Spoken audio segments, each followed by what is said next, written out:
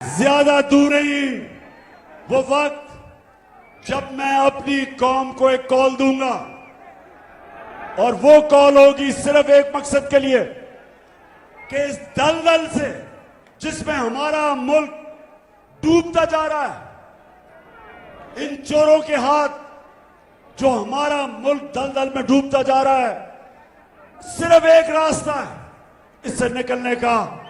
साफ और शफाफ इलेक्शन करवाए जाए और अगर ये कोई समझता है कि आज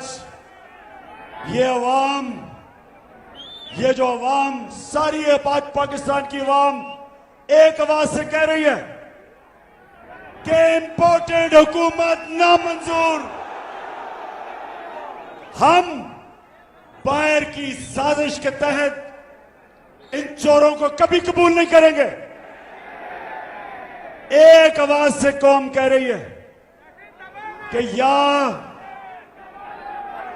एक पुरअमन इनकलाब को आने दो वोट के जरिए, जो हम पुरअमन जलसे करते हैं। हम एक पैगाम दे रहे हैं इन सबको कि वोट के जरिए तब्दीली आने दो, नहीं तो ये मुझे खौफ है।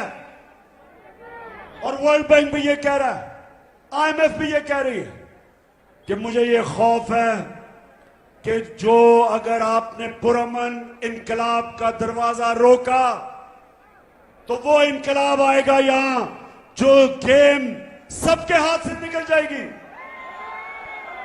वो इनकलाब आएगा जो मुल्क को नुकसान पहुंचाएगा।